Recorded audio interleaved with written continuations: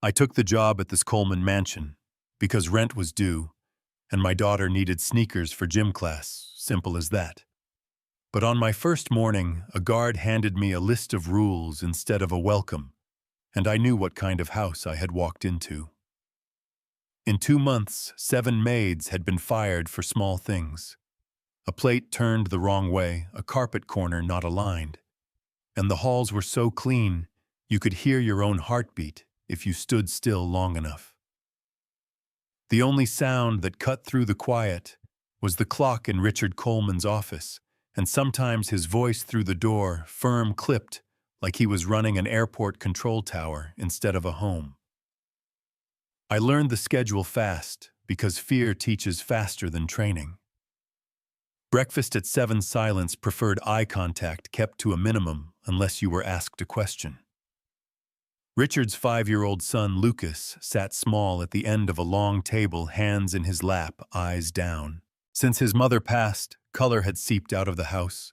No music, no laughter, no bedtime stories. Just cameras on the walls and rules on paper. I'm not a therapist, I'm a cleaner, but you don't need a degree to notice when a child holds his breath because his father is walking down the hall, you know what I mean. I used Lucas's name from day one. Good morning, Lucas. Want the window open a little? Luca. And I kept my voice soft, not sweet, just human. He watched me work like I was a show, the way I folded towels, the circles I made on glass, the way I checked a corner twice when the light caught a smudge. He didn't say much, but he left a small plastic train on my cart one afternoon and walked away without looking back. I slipped it in my pocket like a promise.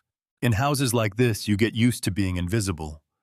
Doors open, food appears, floors shine. But kids see what grown-ups pretend not to, especially a kid who sits on a staircase and learns more from tone than from words. The rules at the Coleman house weren't written for kindness. They were written for control.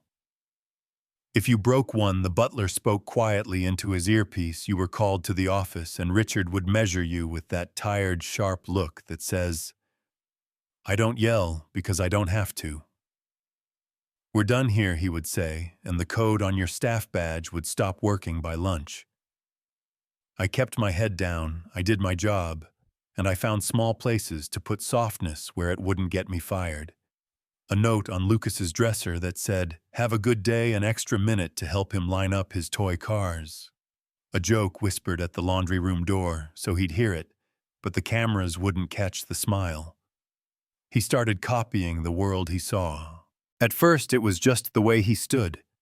Hands behind his back, chin up, serious little steps like he had a meeting to run. Then came the phrases, short and blunt, "Not here. That's wrong. I'm busy." And every time he said them, I heard his father's voice without the years. It wasn't defiance, it was imitation. And imitation is how children ask, "Is this how I'm supposed to be?" I kept my answers simple and steady. "Or we could try it this way," I'd say, handing him a cloth and pointing at a missed spot like we were teammates instead of a boss and staff. He'd laugh quick and surprised, then shut it down when a door opened. Yeah, that happened. The day that changed everything, Richard came home early. Meetings canceled, driver dropped him at the gate, the kind of surprise that makes everyone straighten up. I was in the sunroom wiping a window when a voice echoed off the glass, "Clean the floor now," and I turned to see Lucas in a bright blue suit jacket that was 3 sizes too big, sleeves swallowing his hands, hair combed like a miniature executive. He paced like he'd studied the walk in a mirror. Hands clasped, face set, and he pointed at an invisible stain with a boss's certainty. "That's not good enough. Do it again." I played along like a fool so he wouldn't feel foolish. "Yes, sir, quality control." And then I saw a reflection behind him. Richard standing in the doorway, watching his son give orders in his voice. We all went still.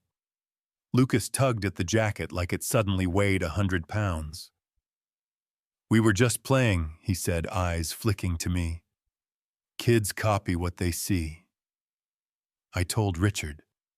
Not a lecture, just the plain air between us. And he sat down slowly, like the ground had shifted under his feet. That night, he knocked on his son's door for the first time in forever, and later Lucas whispered to me in the hallway. He asked me if I wanted toast or cereal like it was a real choice. Do you know how big a small choice can feel when you haven't had any?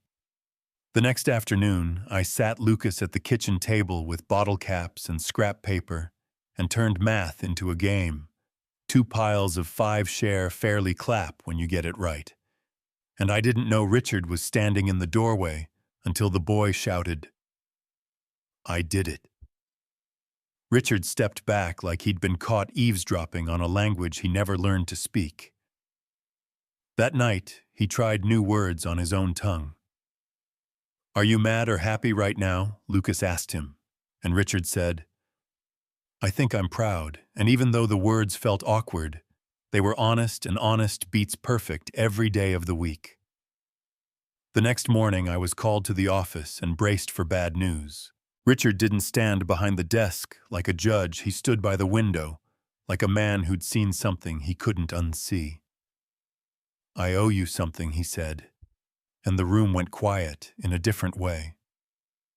"I owe you an apology for the tone in this house, for what my son said to you, for acting like respect is a performance you have to pass."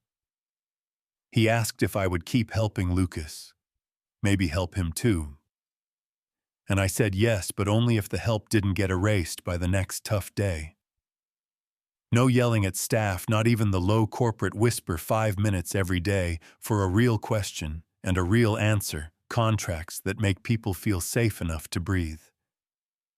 He nodded without bargaining. Done.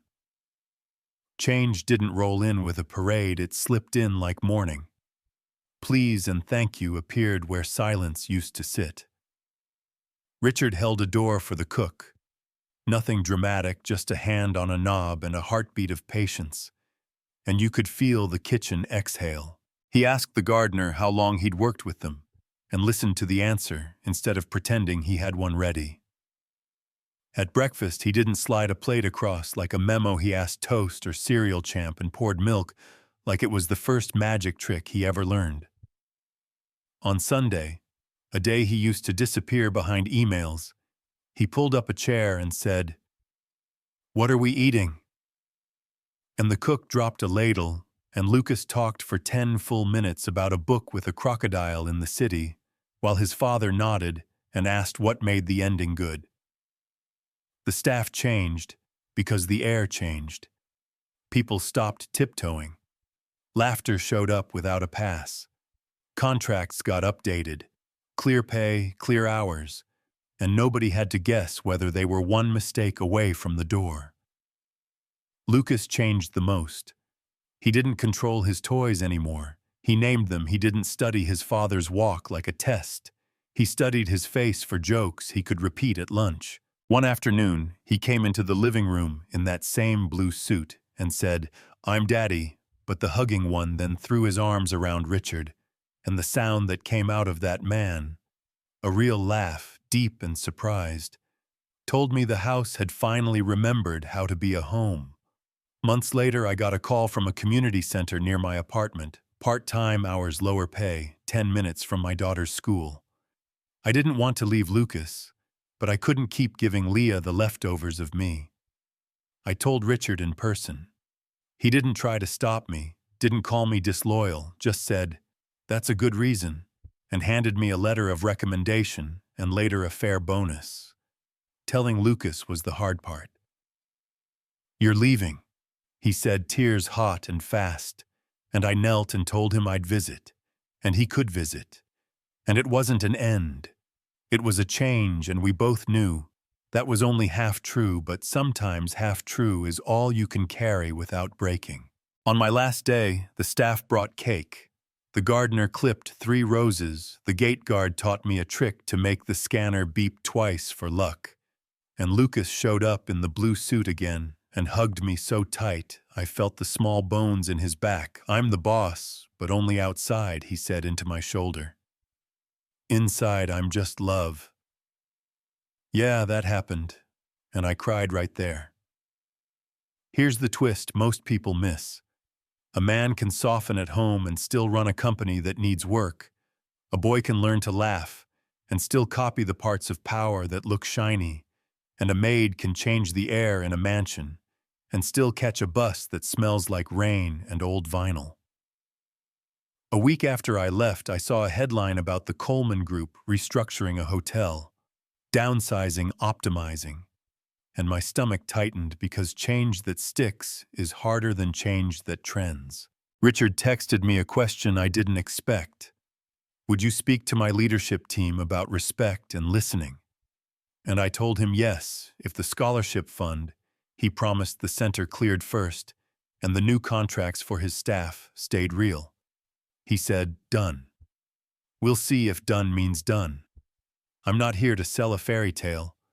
I'm here to tell you small kindness can pull down big walls if you keep pushing, and kids copy what you do long before they memorize what you say. So tell me this in the comments. Did Richard truly change or just change at home? Was I right to pick community over a bigger paycheck? Do people with power owe more than apologies when their rules make everybody smaller? Share where you're watching from, argue with me if you need to tell your own story, if someone ever mistook fear for respect. And if you believe in houses that feel like homes, again, hit subscribe so more people hear it.